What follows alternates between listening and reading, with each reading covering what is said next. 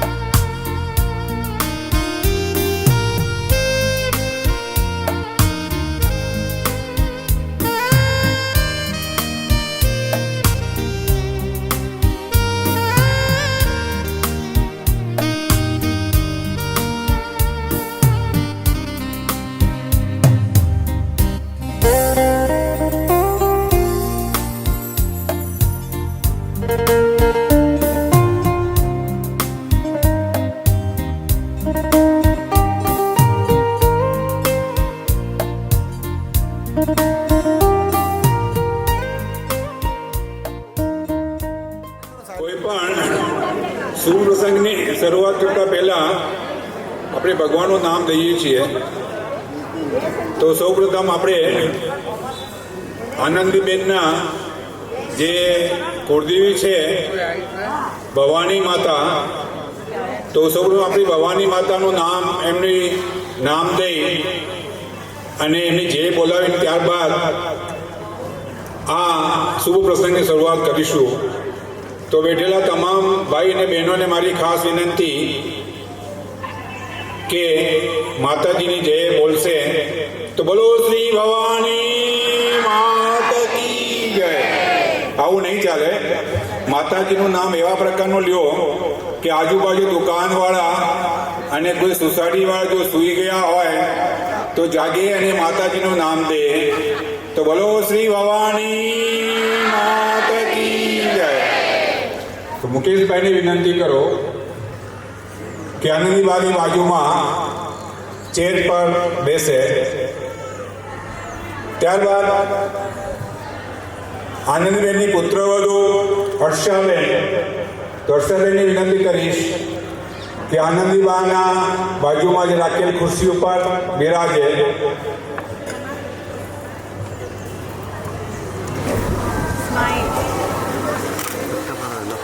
કાંતાબેન પણ સાથે આવ્યા છે. આનંદની વાત છે કે બંને બહેનો એક જ સ્ટેજ ઉપર આજે બિરાજમાન છે.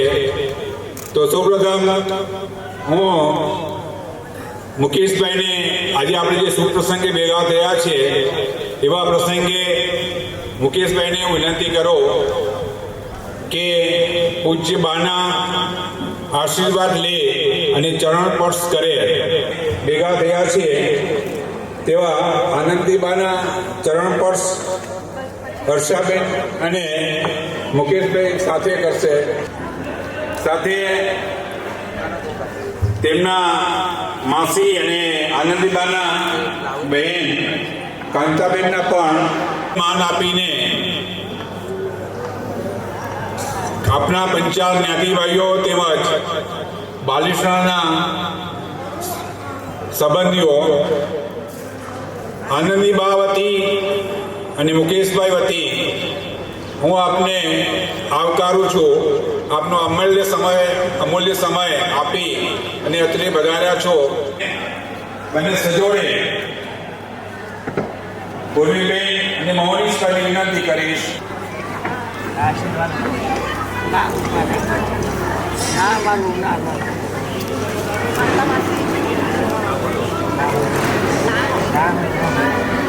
અને સાથે હું એટલું જ કહીશ કે આનંદીબેનના આશીર્વાદથી ઇન્ટરનેશનલ જે આપણે ફ્લાઇટ જે જાય છે વિમાન, એ વિમાનમાં પાયલોટ છે અને એ પાયલોટ બનાવવા માટે હું એટલું કહીશ કે આ કોઈ વડીલોના આશીર્વાદ હોય તો એ શક્ય છે. અને આજે પણ જ્યારે આનંદીબેન એ ખૂબ જ આનંદ અનુભવી રહ્યા છે. માતા પિતા વિશે ખૂબ જ અહીંયા ધ્યાન રાખશો. માતા પિતા વિશે મારે આજે બે શબ્દો કહેવા છે. આપણે બધાને ખ્યાલ હશે અને અનુભવ્યું હશે જ્યારે આપણે નાના હોઈએ છીએ ત્યારે કે એક પિતા ક્યારે નહીં બોલે કે મારી જોડે પૈસા નથી. આ વાક્ય હું તમને એટલા માટે કહીશ કે કોઈ પણ પિતા પોતાના બાળકને ભણાવવા માટે કે બીજા કોઈ અન્ય જરૂરી ખર્ચ કરવા માટે પોતાની પાસે પૈસા હોય કે ન હોય તે પોતાના પુત્રને ક્યારે નથી કહેતો મારી પાસે પૈસા નથી. અને ગમે તેમ કરીને સંબંધી પાસેથી, શાહુકારો પાસેથી વ્યાજે લાવીને પણ એ પુત્રને ભણાવે છે.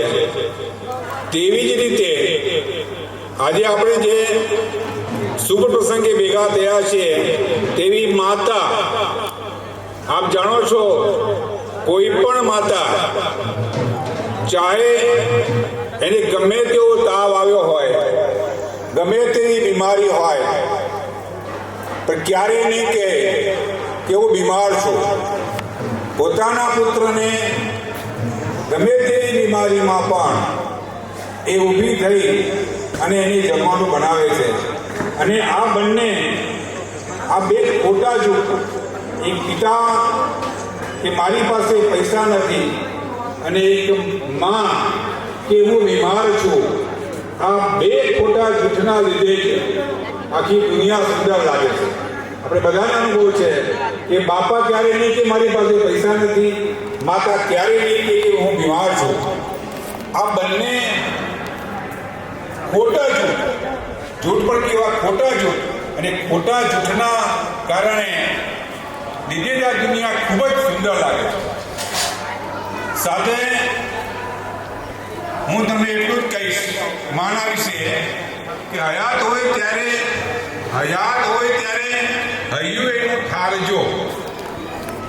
માતા જ્યારે હયાત હોય ત્યારે હૈયું એનું ઠારજો. પાનખરમાં વસંત આવે એવો વ્યવહાર એની સાથે રાખજો. પંચભૂતોમાં બળી ગયા પછી આ દેહના અસ્થિને ગંગાજળમાં પધરાવીને શું કરશો?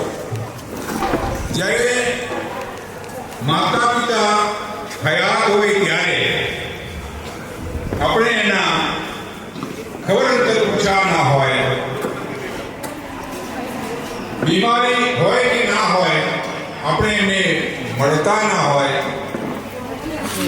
અને માત્ર ધંધો કે નોકરી કરેલી રાખી હોય અને આપણા જે ઘરના મા બાપનું ધ્યાન ન રાખ્યું હોય, અને પછી જ્યારે એનો અંતિમ ક્ષણે જ્યારે આપણે એમને અસ્થિને આપણે લઈ જઈ અને ગંગા મૈયા પાસે જઈ અને અસ્થિ પધરાવવાનો આપણે પ્રયત્ન કરી રહ્યા છે, તો એ શું કામના? ફરીથી કહું તમને, મા બાપના આપણે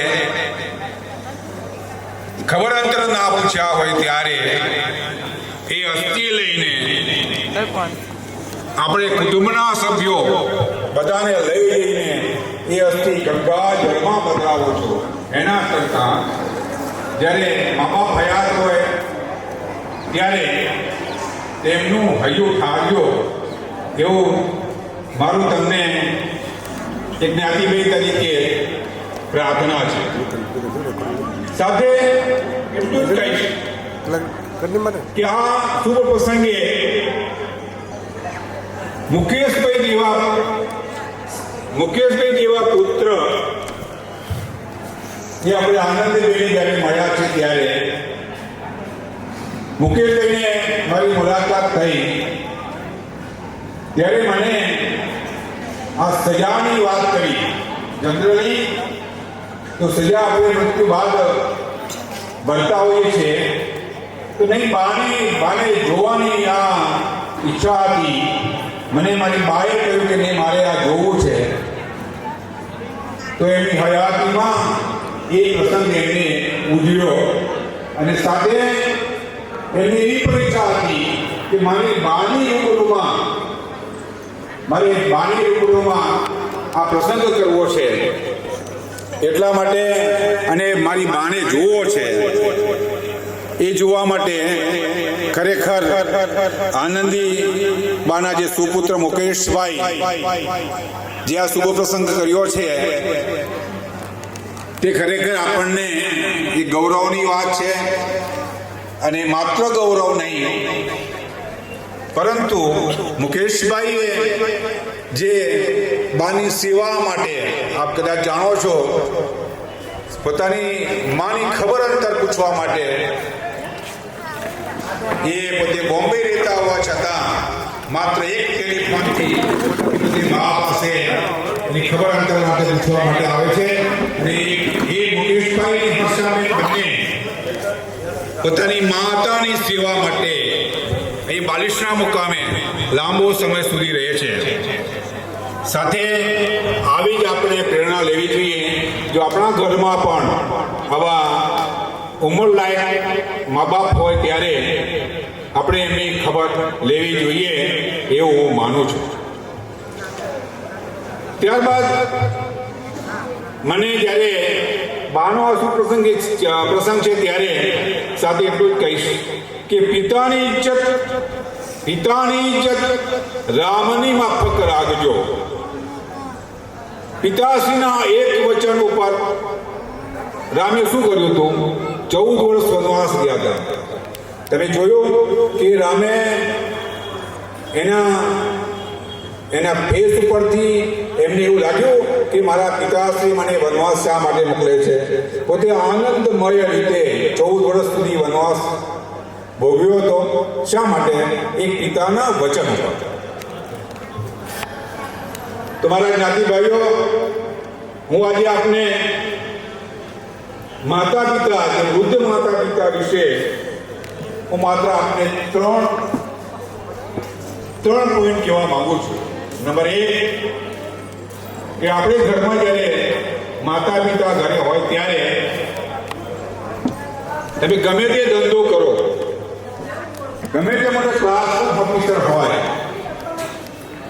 જે આપણી પત્ની પાસે, બાળકો પાસે આપણે જે સમય વિતાવીએ છીએ તેવી રીતે આપણા ઘરડા મા બાપ પાસે 24 કલાકના માત્ર 10 મિનિટ આપજો અને એ મા બાપ પાસે એના ખબર અંતર પૂછજો, જૂની વાતો કરજો. તમારા બાળકો વિશે વાત કરશો. જો ખરેખર તમે આ કરશો ને તો એ આપણા મા બાપને એટલા બધા આનંદિત થશે કે ન પૂછો વાત. તો નંબર 1, 24 કલાકમાં માત્ર 10 મિનિટ એમને મળીને એમની સાથે વાતો કરીને પછી નોકરી ધંધે કે જ્યાં આપ જતા હોય ત્યાં જજો. મારી પહેલા એક વિનંતી કે એક આ કામ આપણે કરવાનું છે. ત્યારબાદ બીજું કામ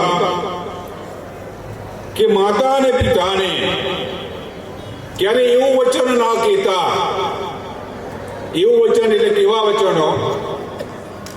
સીધી જ વાત આપણે કરીએ કે મા બાપ આપણને કોઈ સૂચના આપે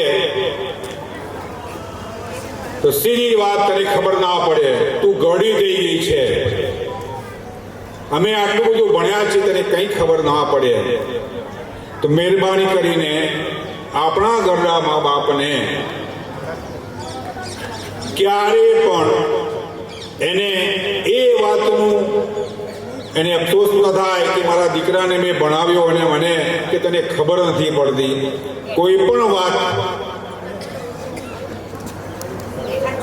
જ્યારે કોઈ પણ વાત કરે ત્યારે એનો સ્વીકાર કરજો. જો તને ખબર ના પડે અને કંઈ પણ ઊંચા અવાજે તમે બોલ્યા તો એનો એક આંસુ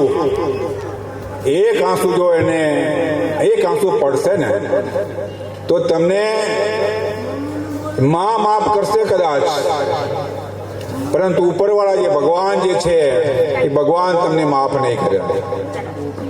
બીજો પ્રશ્ન કે એક તો તમે 10 મિનિટ આપજો. મા બાપને આંસુ આવે એવું ક્યારેય વચન પણ નહીં કરતા.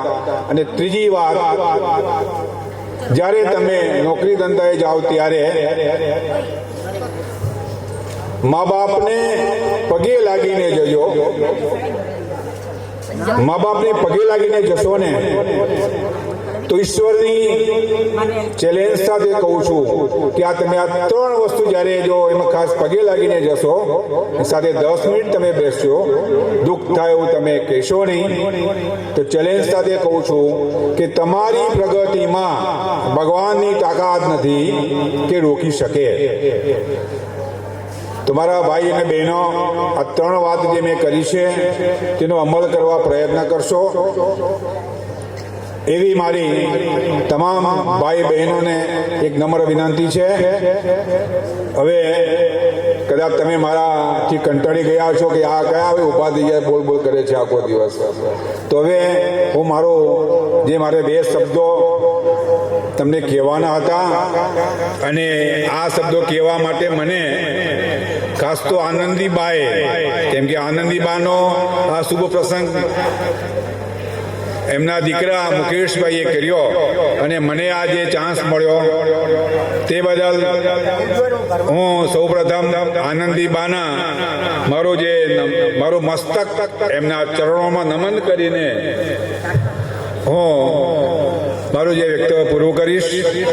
અને ત્યારબાદ હવે આપણે આનંદીબાના જે શુભ પ્રસંગે ભેગા થયા છે, તો આનંદીબાના આશીર્વાદ લેવા માટે આપણે બધા શિસ્તબંધ 1 બાય 1 સ્ટેજ ઉપર આવીશું અને આનંદીબાના આશીર્વાદ લઈશું. સૌપ્રથમ તો હું આનંદીબાનો એક દીકરો છું, તો હું આનંદીબાના આશીર્વાદ લેવા માટે હું પ્રથમ જઈશ, ત્યારબાદ વારા ફરતી આવશો તેવી મારી વિનંતી.